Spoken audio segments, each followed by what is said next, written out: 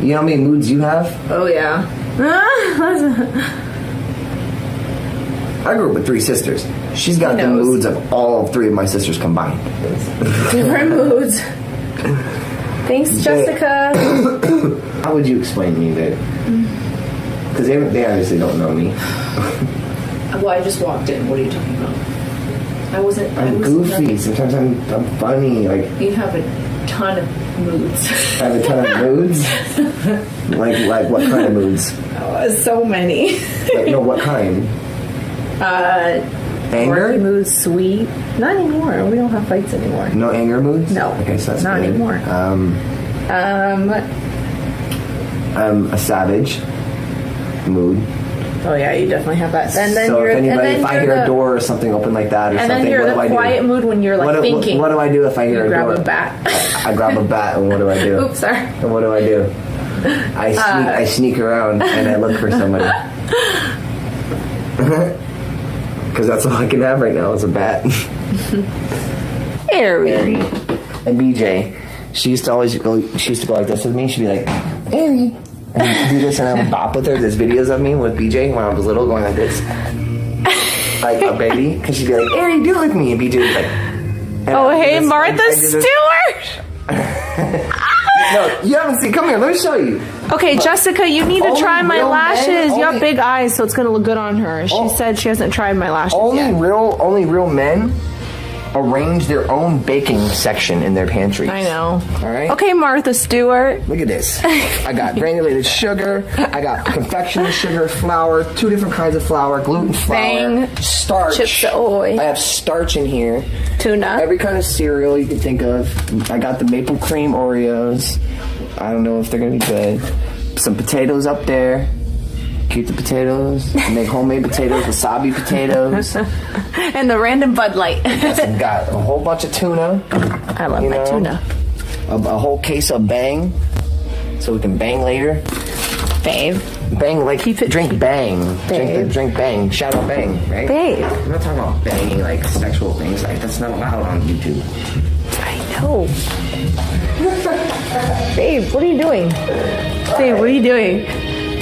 Can you let the princess inside, please? Yes. Come on, girlie. Come on. You go poo-poo? Princess Zelda, come with Daddy. Come on, baby girl. Come here. Come here. Come on.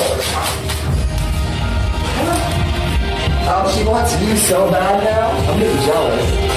First, you were getting jealous of Zelda with me, and now I'm getting jealous. I thought you didn't like her.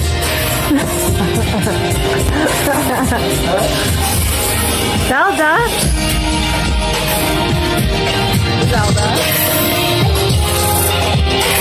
Donate, you guys, because you guys inspire me to keep doing better when you donate. I know it sounds weird sometimes, but it's like it makes me feel like, wow, these people actually really appreciate my work and they feel like it's worth something. And even though it's money, even your notoriety, sharing it with people, when you donate though, I feel like, wow, these people believe in me because they're paying me for my hard work. They're paying me for working and seeing what I do, and it's very humble and I'm very honored. So thank you. AC, you're so sweet and appreciative. Thank you so much. I can't tell you guys enough. I just try to keep it real. Like I said, without your donations, I wouldn't be able to pay, bills, artists, advances, with my OnlyFans, all the stuff you guys. I have incredible fans, and you guys protect me, and I'm very honest, very truthful, and that has shined through brighter and stronger and more powerful than all of the dark negative energy that's been going on around me for a year. And the war's over. There's no more war. All right? A treaty has been signed and it's over. And I believe in all of you guys. You believe in me. The more you believe in people in this world, the better they do. It's a fact. The more you put them down, well, those people that you put down, they have 2 options. Either they can let it consume them and destroy them, or they let it fuel them. I'm the lesser. I'm the latter. I let it make me stronger and better, and it empowers me, and it ignites my flame to prove you wrong. And that's how I am. That's how the cookie crumbles. I have a lot of knowledge about the industry, more than anybody you know, more than anybody that's doing it. Period. End of story. I don't care what they say. When I say I sold 75 million records, I sold 75 million records. Okay? When I said I sold 2 million records on my last album, I sold 2 million records on my last album. All right? When I said I'm gold and platinum in 35 countries on the last album, I'm gold and platinum in 35, 40 countries on the last album. Right? When I say I have 500 million streams just on Spotify on my last music that I produced and wrote and executive produced and directed all my videos, I'm telling the truth always. I'm a truth teller. All these weird people, they're the liars. What, baby? Oh, I remember you said that you have curly hair. I like it. I know, this is your style that you like. Yeah, you're lucky I like it, considering you keep spending an arm and a leg on this fucking hair. Excuse my language. You know I'm just messing with you. That's just my attitude. I'm like, you're funny. You want me to show you the fridge again? We bought 2 big ass fillet of salmon, 2 big ass pieces, like the whole fish, 2 of them. Okay, that's how much we love salmon. I can prepare salmon 12 different ways. Different lemon pepper flavors every day. It's every day. And now she's cooking salmon, and actually she's starting to cook salmon better than me, and I'm getting pissed off about it. It's like I didn't. Now I'm showing her all my mom's cooking secrets, and my mom's like, "Don't worry, no, I got you. I'll show you them." But hey. And then I had the biscuits and gravy the other day. I should be able to make that. That came out good. Right? Yeah. That's pretty good. It was really good. Just stuff in my face. I literally like put so much weight on in like 5 days. I feel so happy. Thank God. Stress can kill you guys, I'm telling you. Better watch out for stress and how you let it affect your life, because I'm telling you that shit will. And then tomorrow, Eric's gonna come over. He's gonna transfer all the data, and then he also is going to be he's my guitar player, and then we're both like Mac alchemists, which mean like we're specialists in everything having to do with Mac. We know all the ins and outs of it. So that's what a Mac alchemist is. When I say that, that's what we are. Like, we know all the ins and outs of Mac, their updates, what they're doing, how they're doing it, why they're doing it, you know, their prototypes, their beta, when their beta is going to release, how it's going to coincide with the programs that you buy on Apple and that you pay for. It's kind of a lengthy conversation anyway. It gets 7:30 in the morning, starting bright and early. You know, back in the day when I was a little kid, I always wanted to work at night, but now I wake up 7 in the morning, and that's when I start making music now. It's crazy. It's crazy how you can just like turn your life around like that in one day. So, but tomorrow I will be filming it, and you guys can see Eric come over here, and one of the best guitar players in the world, and he's going to be laying some tracks and some guitars for Danica's new record. So the first one we're going to do tomorrow. All right, let's get this pop-out shot going. What's up, Canada? How you doing? Yes, Cody, I got your letter. I'm back on YouTube. Yep. Yes, I love Blue Butterfly's song. It's awesome. Great job. Thank you so much, Cody. You're a doll face. Appreciate that. Here you go, babe. Oh, thank you so much. I put a swipe up link on Instagram so people know you're on here. Oh, you did? Yeah. Oh, yeah. She's my manager now. Like with a little blue butterfly. I'm going live on YouTube. Do you know what? No, I like it in what kind of cup is this called, babe? It's a cup. I know it's cup, but what's it called? Oh, it's a cup they use for that drink. Yes, Moscow Mule. Yeah. So it's does anyone know what kind of cup this is? Is it just a copper cup? I forgot what they're called. No, it's called something. It's definitely called something. I'm sorry. It's called something. I forgot. We don't know exactly. Is it called a mule cup?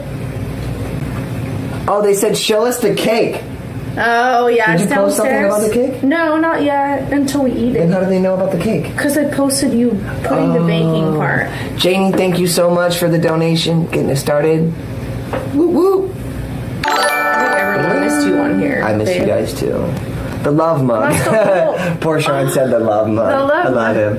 A Moscow Mule cup. Okay, that sounds accurate, I guess. A goblet. I want a goblet. Can someone send me a King Carter goblet? You'll be my favorite fan. Yeah, I thought it was a Moscow Mule Cup too. Yeah, that's what I thought it was. I'm just kidding. I had no idea what the hell it was.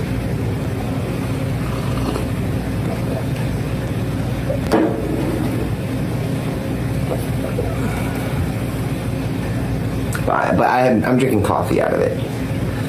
Get the coffee going. At the end, I gotta move to my new computer before I can start mastering again.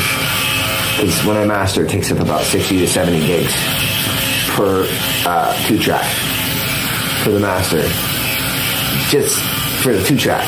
So it takes like 500 gigs that have to be bounced into the cloud for my master, not my mix, my master, and then have to be truncated, reduced. And it's a crazy process for mixing. And then I have oratones going in, so I can properly master. Oratones are turn my programs into analog. So I have some secrets that I learned along the way, where most people's tracks, they sound digital because it is all digital. It all works in numbers.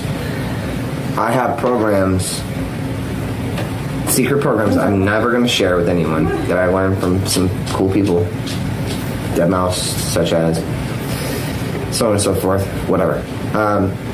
So I know how to turn my tracks that are digital into analog quality, which is merely impossible. It's kind of hard to understand. So basically, analog is like Journey and records that were recorded straight into an SSL and then straight into a tape rack. I found the secrets in order to put my quantization and have the quantize and the time signatures that I used from my analog gear MPC 2500.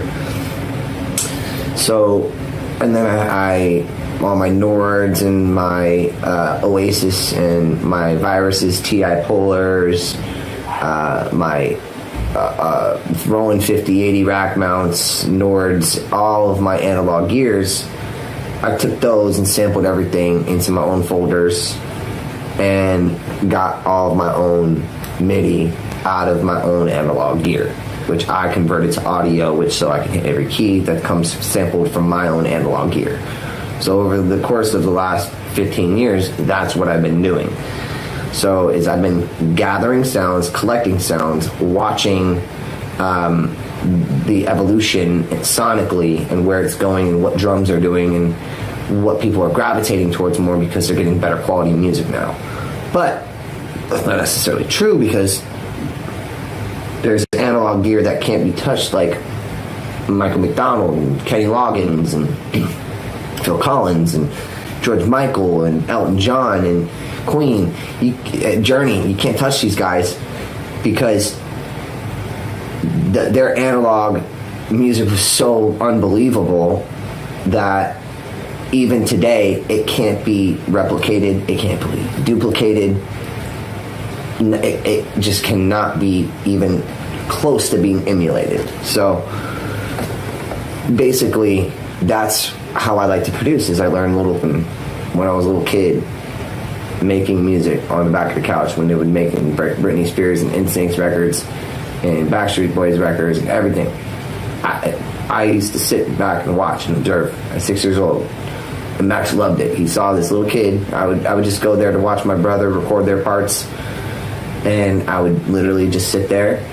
And instead of when they were out playing pool and shooting the shit, the boys, and playing video games, I was the little kid watching, more obsessed with how these two guys were making music, because it was more like a video game to me than like Mortal Kombat was back then. That's why I never played video games, ever.